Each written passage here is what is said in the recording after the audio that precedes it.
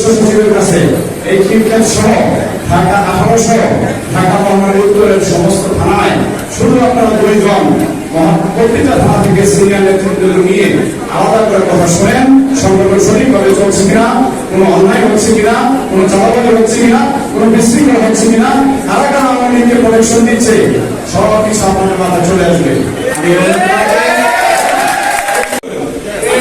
বলতে চাই এবং আর কথা মনে রাখবেন, কোন বহিষ্কৃত নেতা যদি থেকে থাকে আমার থানায়, সে বয়সের সদস্য প্রমাণ করতে পারবে না।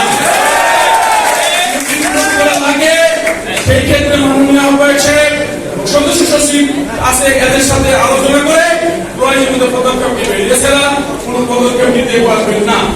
সম্মানিত ভাইরা আমার, তবে আমি আর কোনো কথা না বলে, যারা গত 15 বছর আন্দোলন সংগ্রাম করেছেন, রাজপথে ছিলেন, দুঃসর আপনারা ঘরে ঘুমাতে পারেন নাই, মা বোনকে রেখে আপনারা ধান খেতে ঘুমিয়েছেন, এক সময় আমাদেরকে আত্মীয়-স্বজন আমাদেরকে বাড়িতে জায়গা দেয়নি, আমাদের থাকতে হয়েছে। অতএব আমাদের ওই দিকে সতর্ক থেকে আমাদেরকে সদস্য পূরণ করতে হবে। আমার সবাইকে আমি আমাদের প্রিয়নেতা সরকার কি বলছেন, জনগণকে পাশে রাখুন, জনগণের কাছে থাকুন, জনগণের উন্নয়নের কাজ করুন। এই কাজটা করলে কিছু লাগে, কিন্তু আমরা এই কাজ করি, আমরা উল্টা কাজ করি, কি করি, চাঁদাবাজি করি, মাস্তানি করি, সন্ত্রাসী করি, আর ভাই ভাই করি। ভাই ভাই যে করেন, ভাই যদি স্লিপ করতে রান্না অবস্থা কি ভাই বলেন, সামনে যদি আপনার ভাইটা স্লিপ করে, আপনি কি আমার চোখে দেখাতে পারবেন? পারবেন না। আওয়ামী লীগ অনেক অন্যায় কিছু অনেক ভুল করতে, একটা ভুল কি করতে জানেন, তারা বিভাজিত হয়ে গেছিল, বিভিন্ন নেতা বিভিন্ন ভাই ভাই ভাই ভাই হয়েছিল। আওয়ামী লীগের পতনের একটাই কারণ, তারা বিভাজিত হয়ে গেছিল, বিভিন্ন নেতা বিভিন্ন ব্লক তৈরি করল। সত্য মিথ্যা? সত্য। আওয়ামী লীগ যে কাজটা করছে আমরা বিএনপি করবো? আমরা বিএনপি করবো না। যারা আছেন মধ্যে সবাই আপনার ভাই, এটা মাথায় রাখবেন। এক ভাই নিয়ে নেছেন না, ওই ভাই ফেল করলে আপনি ফেল করবেন। রাখেন টোটাল রাজনীতি, রাজনীতি তারা কি রাজনীতি, খামদাদের রাজনীতি, সঠিক রাজনীতি, কোন ভাইয়ের রাজনীতি আপনার বলেন না। প্লিজ অনুরোধ, দল ক্ষতিগ্রস্ত হয়। সামনে নির্বাচন, সবাই ভালো থাকবেন, সবাই সৎ থাকবেন, জনগণের পাশে থাকবেন, জনগণের কাজ করবেন, ইনশাআল্লাহ বিএনপি বিজয় করে থাকতে পারবেন।